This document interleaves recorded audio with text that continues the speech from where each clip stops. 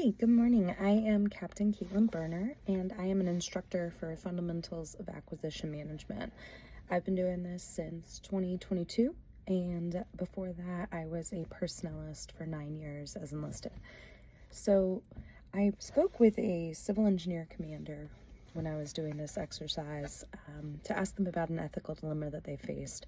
And the dilemma that they faced was a couple years ago. They were deciding whether or not to approve a member to Palace Chase.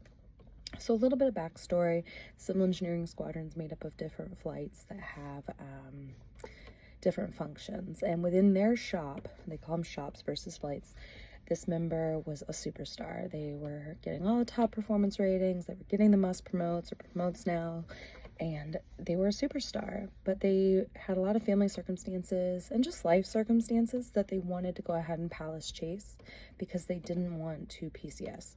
They wanted essentially to stay where they were at. They had a spouse in the local community and family there, and moving just wasn't something that they wanted to do, but they did want to continue to serve.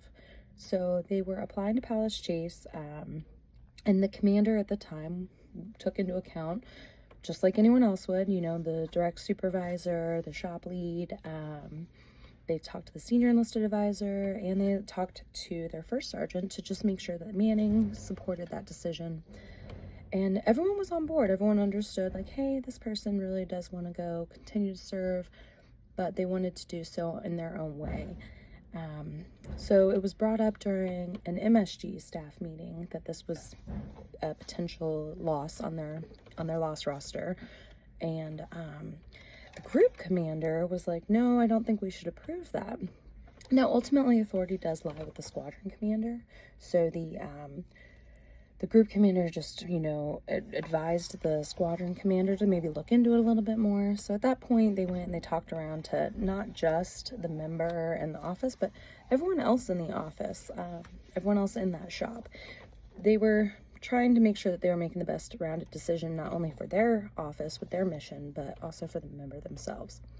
So using the LOUD method, we're talking about locate. What was the dilemma here? The dilemma is, do I approve this or not? Do I go against what I'm being advised from my senior leader or from my boss? In their instance, it was the group commander. Their options were pretty simple: approve or don't approve. And then wait. They were trying to weigh the factors. What's the impact not only to them, but to the mission? Because we are a people-first organization, we need to look into that. And something that the commander needed to ask themselves was, if I'm not willing to let this person go because we're afraid of losing our superstar, what does that say about the quality of the people left behind? Should we live in an organization and operate in an organization where we only have one shiny penny and the success of an organization lies in one person's hands? And that's not how it should be. So then they had to decide. They also took into account, they called AFPC to see what the backfill position criteria was, how often they could get somebody or how quickly they could get somebody.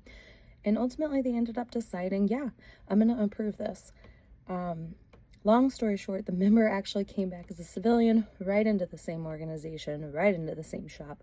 And they brought that continuity with them, but also they brought like the goodwill of, hey, you know what, like, you did me a solid and you believed in me and I still want to serve, and here I am proving that to you. They had all that knowledge. Now they were there to always train other people as they came in as well. So it worked out for everyone. But for the commander, it's hard. How do you say no to your boss, especially when they're advising differently? But at the end of the day, it was kind of like I don't want to say micromanagement, but why is the group commander trying to get into these organizations, into the manning issues within this smaller organization? And I think that's the problem when it's someone that is a high riser, because now they're on everyone's radar. And that's exactly what happened with this member. But ultimately, the member came back and the group commander was happy. Hey, we still have this person and we actually have better continuity now in place. So it was a good situation.